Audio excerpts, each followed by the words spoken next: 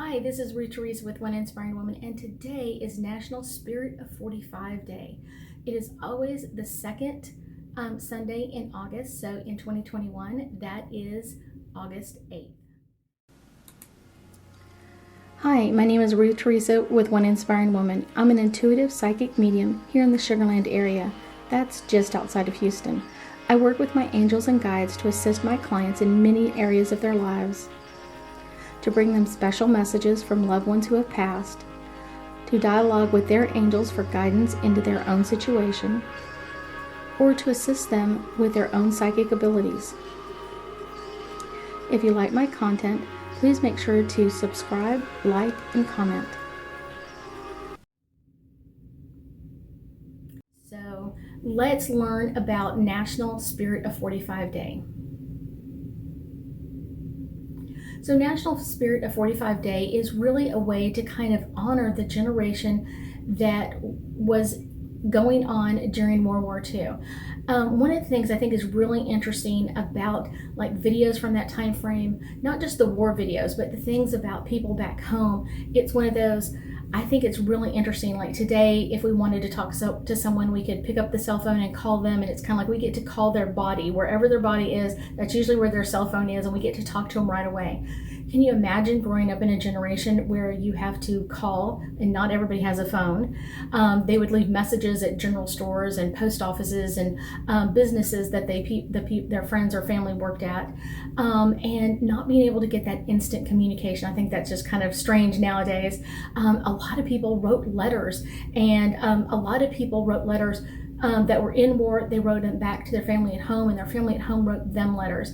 And I think that's just such an amazing thing to kind of take that pen and paper into hand and write out what they wanted to say and voice that. I think it's really interesting. One of the things I love is kind of finding those old letters, or going to a museum and seeing those old letters of like, I love you and I miss you and I can't wait until I come home and we get married, or whatever that is. And it's like, wow, what an amazing energy in all of that.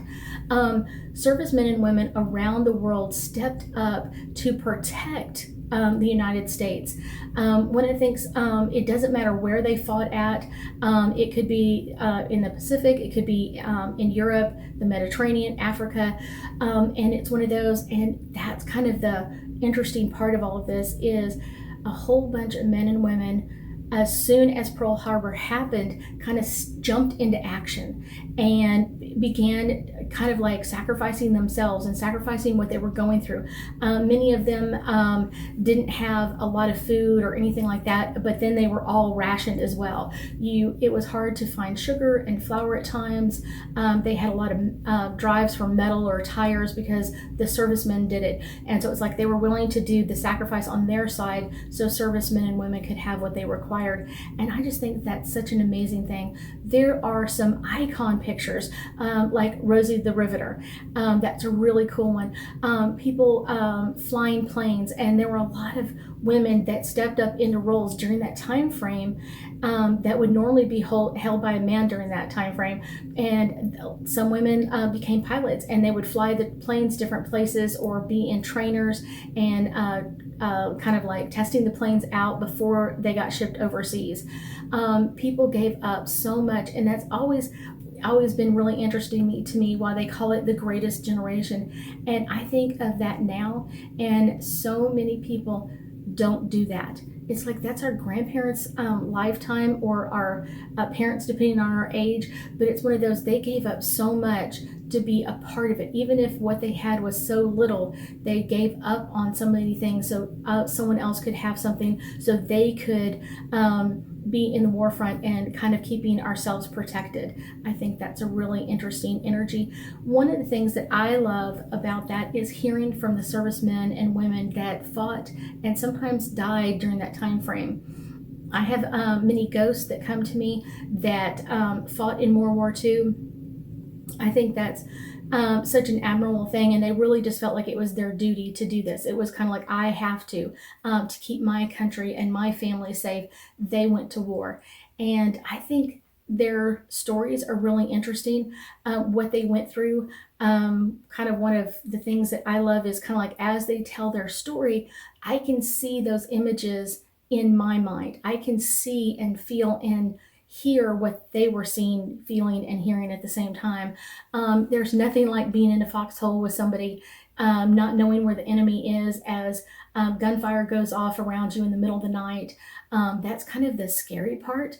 And these men just kind of like, this is our duty and this is what we have to do. I think a lot of them really suffered with PTSD in many, many different areas of their life. And some of them were able to kind of work through it to a point where they were kind of somewhat normal.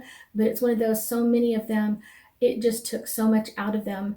I also feel that a lot with soldiers from other eras as well. I'm just talking about World War II.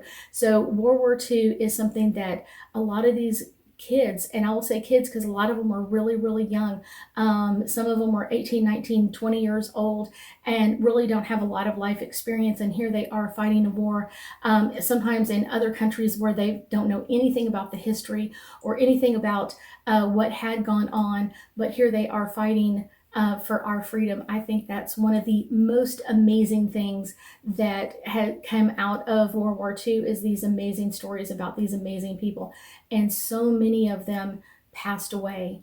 I think it's just phenomenal how much they sacrificed, their family sacrificed, but so many of them sacrificed so much to give us the freedom that we enjoy today. So let's do a couple of angel cards and hopefully get us a little bit deeper insight into all things Spirit of 45.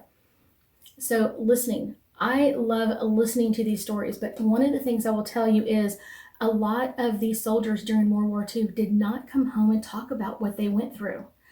And I kind of like, you should be talking about it. It's one of those, a lot of them didn't because I don't even think they understood how to voice that out, how to get that energy out or how to say what they went through. Because sometimes there wasn't a way to kind of tell someone who didn't go to war with them what it was like, what the feeling's like, when are you going to pass, or who is that gunshot after you, or is that grenade after you, whatever it is. It's kind of like that fear and that terror in that.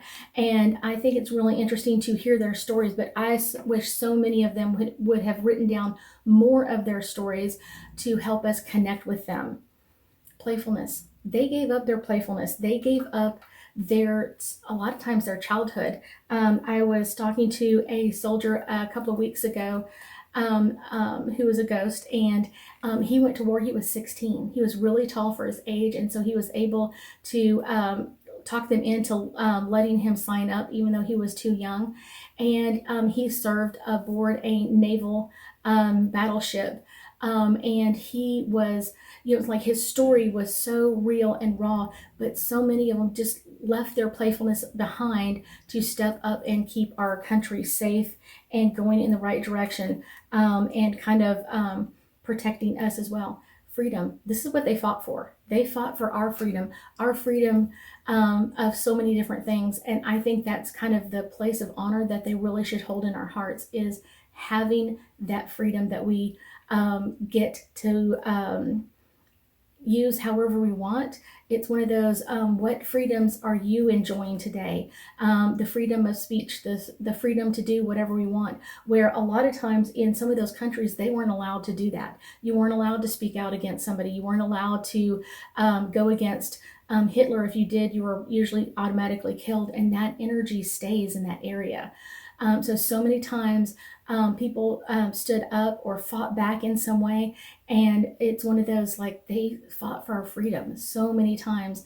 I really think it's a generation of such amazing people, and I do believe that they are really our greatest generation out of our country. And I so thank you for joining me today, and I know that we'll be talking again soon.